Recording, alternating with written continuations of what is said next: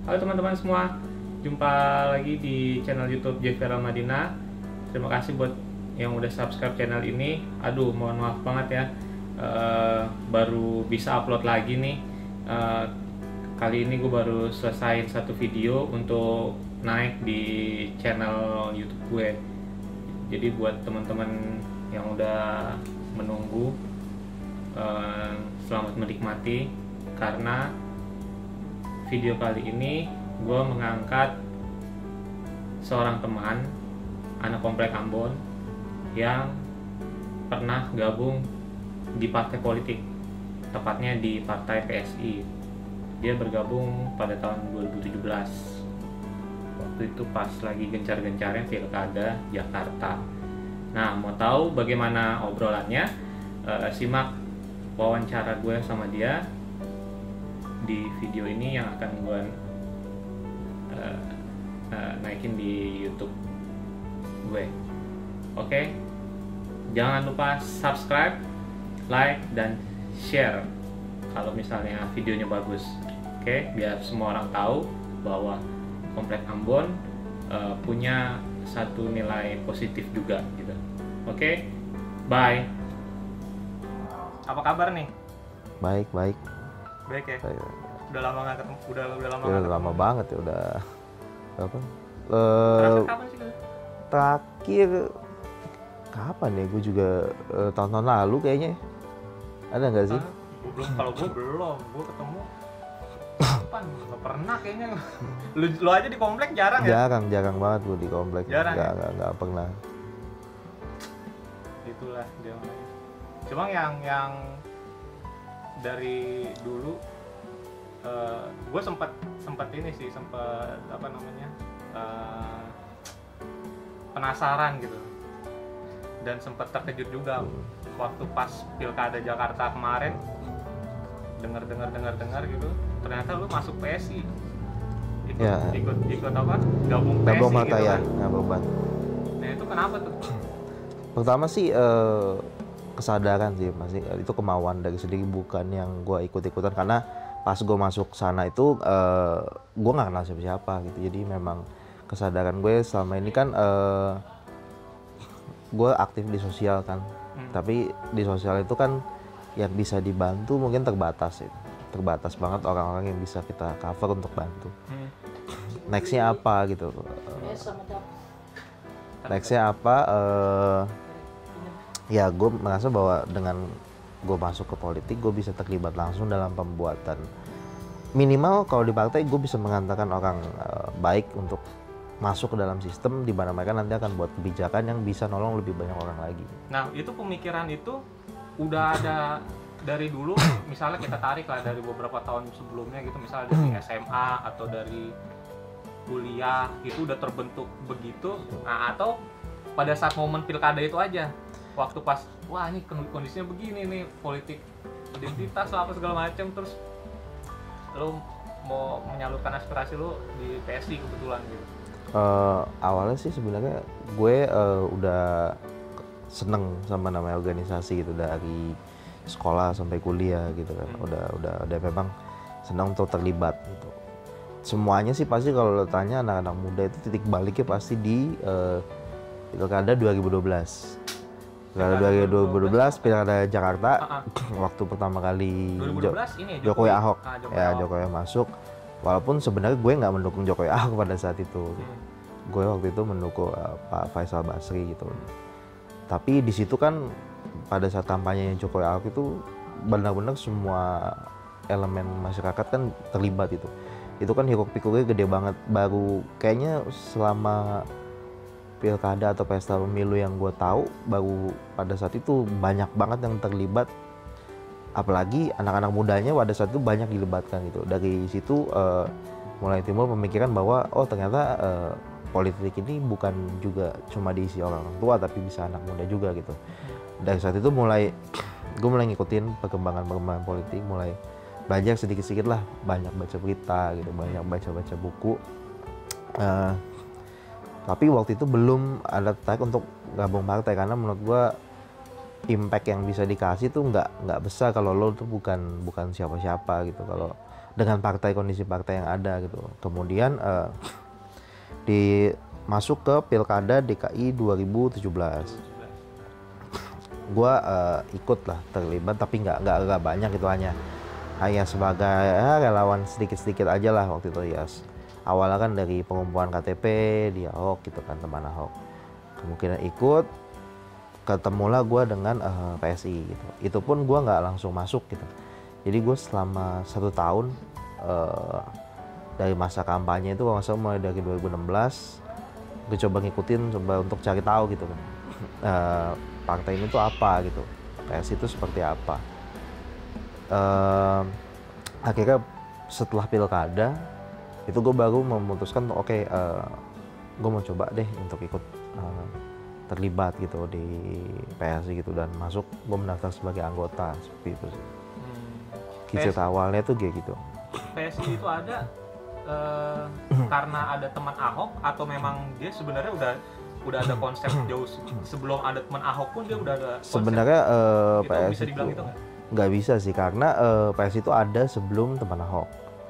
PSI itu ada sebelum teman Ahok. Sebenarnya cikal bakal awalnya itu kalau gue nggak salah itu dari 2014, pada saat Pak Jokowi naik pertama kali gitu. Setelah itu anak-anak muda berkumpul gitu, kemudian ya mereka mau dengan semangat yang baru, pengen melahirkan suatu partai politik dengan budaya yang baru gitu. Itu sih.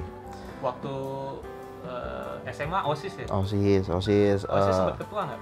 OSIS enggak, tapi masuk karang pernah. OSIS itu gue waktu itu pengurus inti, tapi waktu itu posisi bukan ketua. Kemudian di kuliah gue jabat jadi ketua himpunan.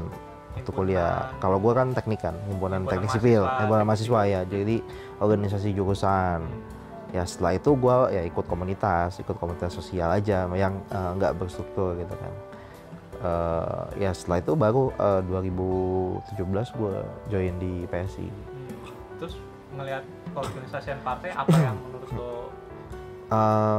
Mungkin karena isinya semua anak muda ya, dan rata-rata umurnya nggak beda jauh sama gue gitu, bahkan banyak juga yang lebih muda gitu. Jadi paling tua umur berapa sih?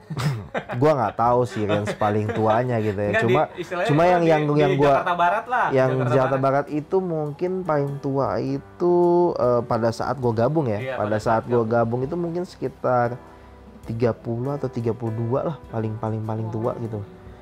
Yang itu yang gua tahu ya. Iya. Paling tua seperti itu gitu. Jadi pas masuk ya gue ngerasa kayak gabung komunitas aja gitu, karena memang isinya tuh anak-anak muda ya, kok anak-anak muda semua. Dan gue waktu itu masuk sebagai anggota biasa dan nggak berjarak sama pengurusnya, bahkan sampai tingkat wilayah Jakarta tuh gue kenal dulu awal-awal itu ya kayak temen aja gitu, jadi nggak berjarak gitu. Itu yang ngebuat oke, di sini kayak tempat gue bisa belajar politik gitu, karena memang dengan pengurus pun nggak ada jarak gitu, dan komunikasi pun gampang banget gitu. Itu salah satu kelebihan PSI yang menurut gue nggak ada di partai lain ya. Mungkin lo kalau di partai lain lo mau menghubungi mungkin let's say ketua kecamatan, mungkin itu mungkin nggak segampang birokrasinya. PSI ya, mungkin seperti itu, gue nggak tahu. Tapi kayaknya sih kalau gue lihat itu kayak gitu sih. Tapi kalau di PSI itu ya bahkan banyak juga teman-teman gue, nggak usah tingkatan DPW gitu, kalau mereka nge-DM dulu ketua umum gitu di IG itu pasti dibales. Sisgres itu pasti dibales. Berarti awal masuk anggota, terus karirnya nanjak dong? Ya, gue awal masuk dari anggota, kemudian kan beberapa kali ada acara gue join jadi relawan, kemudian gue masuk ke kepengurusan tingkat kecamatan. DPC kalau di PSI kita bilangnya DPC, tingkat kecamatan. Kemudian gue naik lagi ke tingkat daerah untuk Jakarta Barat. Terakhir sih posisi gue di situ. Jakarta Barat ya. Karena gue lihat di web juga kan, nama lo ada Dev. Ya. Gue cek nomornya, ini bener nggak Dev yang sama nih? Gue cek nomornya ternyata benar. Ya, gitu kan. benar. Bangga juga, keren juga gitu maksudnya. Koordinator tuh ya, berarti kalau yang ada di nama yang ditulis di web itu koordinator atau gimana tuh posisinya? Sebenarnya yang di situ tuh biasanya pengurus Jakarta Barat. Jadi kalau di kita kan namanya Dewan Pimpinan Daerah ya, Dewan Pimpinan Daerah Jakarta Barat. Kepengurusan itu ada 5 orang gitu. Jadi 2 pasukan itu biasanya memang yang ditugaskan sebagai contact person juga gitu. Jadi ya memang kerjaan gue salah satunya ya itu nerima-nerima misalkan ada pertanyaan tentang PSI. Kemudian mengarahkan teman-teman anggota baru tuh biasanya pada ngubungin tuh, gue arahkan apa yang mesti mereka lakukan, terus bisa juga join ke grup anggota yang gue buat kayak gitu sih. Gitu. Oh jadi pengurusnya 5. Tapi kalau anggotanya untuk Jakarta Barat tuh nggak tahu? Wah nggak tahu sih, tapi datanya? Yang gue tahu datanya sih ada, tapi gue nggak tahu persisnya karena waktu itu pada saat itu memang bukan job desk gue untuk penataan anggota gitu. Tapi yang gue masih ingat sih jumlah pemilih ya. Jumlah pemilih itu untuk Jakarta Barat itu sekitar 100.000 sekian, 110 apa 100.000 berapa lah untuk tingkat DPRD-nya ya. Gitu. Dan yang gue inget tuh waktu itu yang cukup membanggakan gitu ya untuk jadi Sis Grace itu ketua umum kan dia kampanye di Dapil 3 salah satunya Jakarta Barat. Jadi Sis Grace ya, dia kan pencalonan Dapil 3 Jakarta Barat, Jakarta Utara. Jakarta Barat, Jakarta Utara.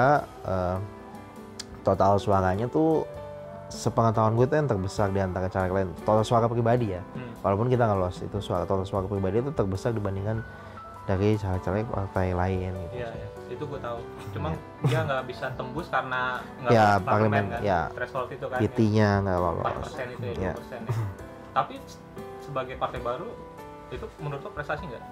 Menurut gue prestasi sih. Itu prestasi ya. Berarti kan memang setidaknya tokoh-tokoh di dalam PSI itu ya sudah dipegang oleh masyarakat gitu, yang menjadi PR ya tinggal gimana kita naikkan suara kita secara nasional gitu. Setidaknya untuk di daerah yang gue dan teman-teman pegang dan urusin itu ya suara kita cukup baik gitu. Apa aja sih peran lo saat pilkada Jakarta terutama ya? Ketika lo gabung itu kan lagi mau bertarung kan? Ya, jadi pada saat jadi pertama gini, proses-proses yang biasa dilakukan oleh pengurus tuh ada jadi gue masuk tuh ada 3 tahap yang gue lewatin, tiga proses lah. Pertama itu ada verifikasi KPU, kemudian Kemenkumham itu gue sebelum masuk. Jadi buat partai itu pertama lo harus lolos verifikasi Kemenkumham supaya partai itu jadi diakui, dan PSI itu satu-satunya partai baru.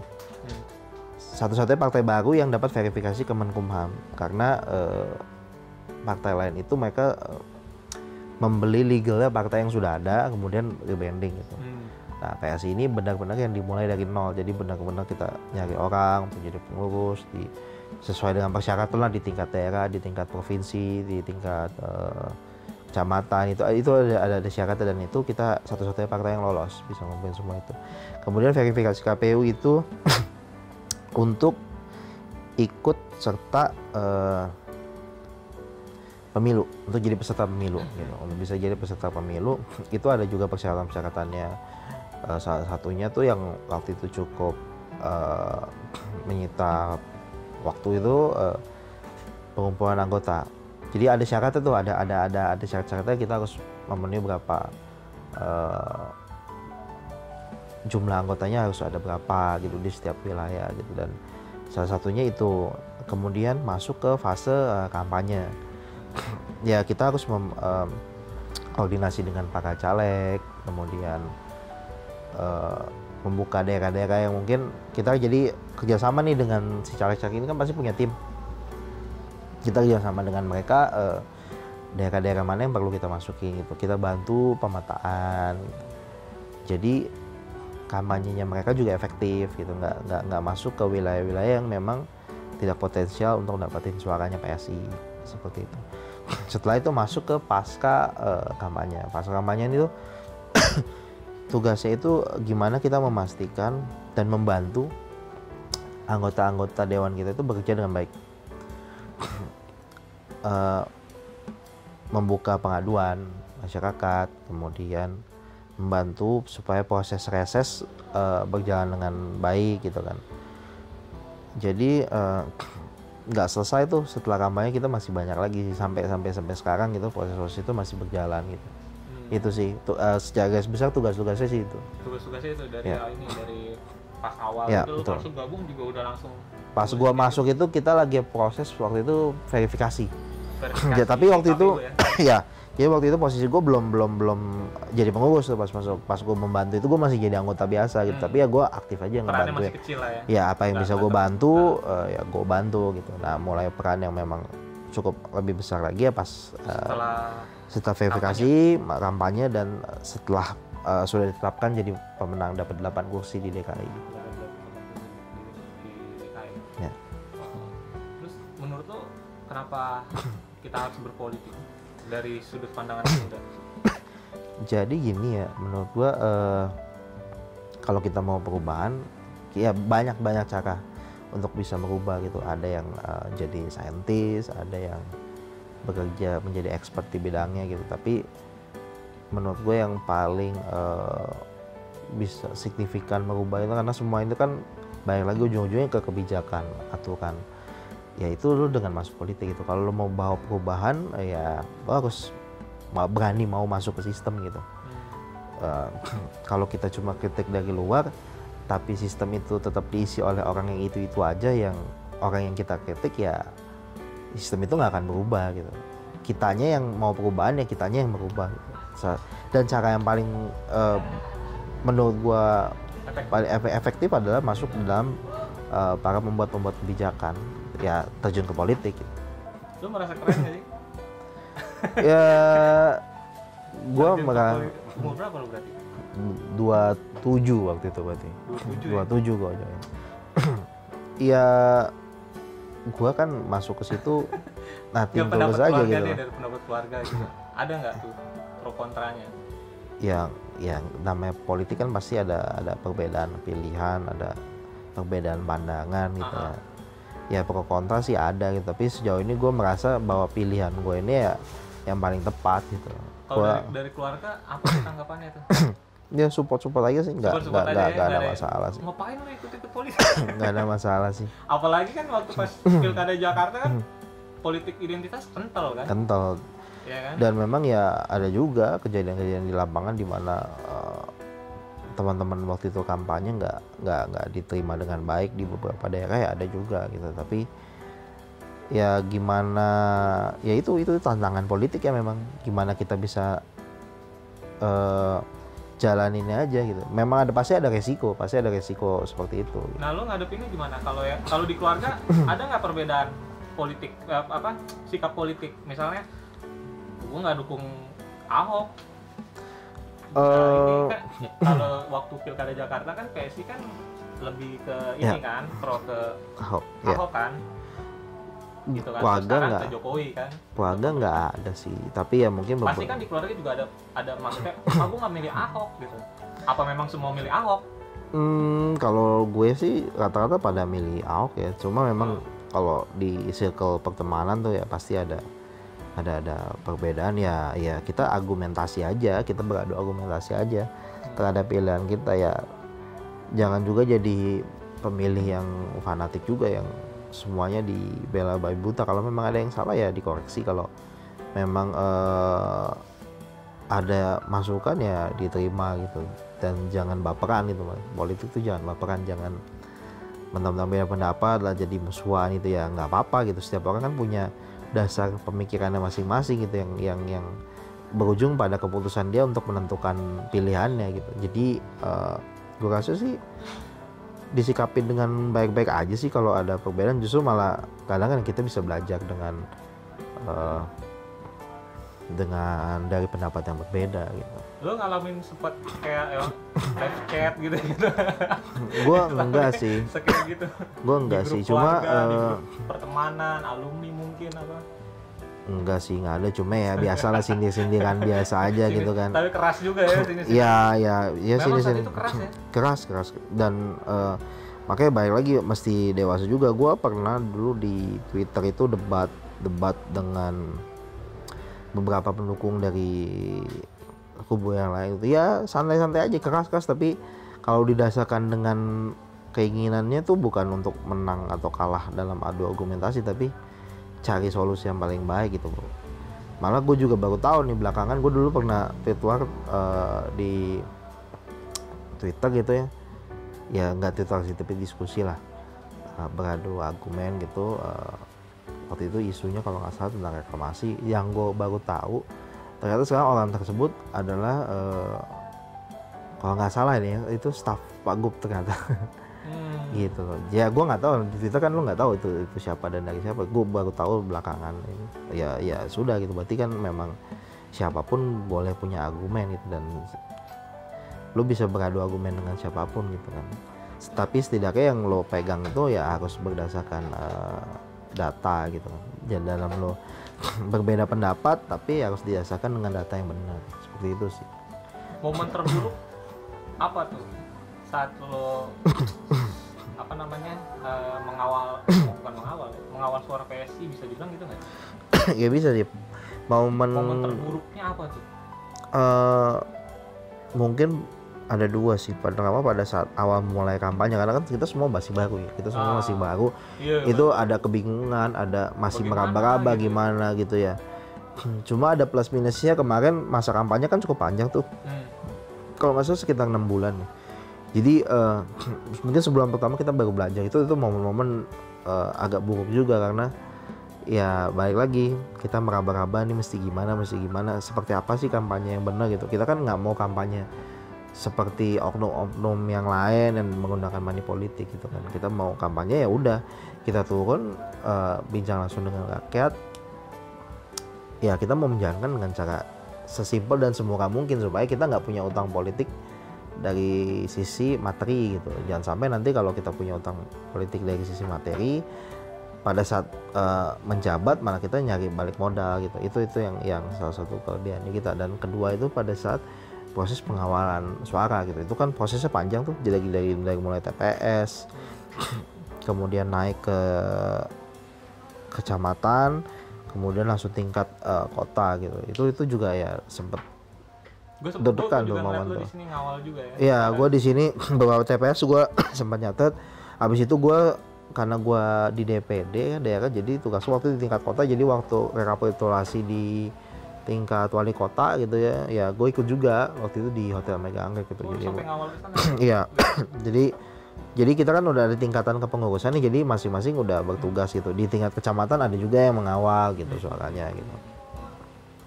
Ya itu sih, tapi ya momen buruk itu ya selesai pada saat kita dinyatakan ternyata jadi di Jakarta Barat itu ada 2 dapil 9, dapil 10 untuk DPRD ya.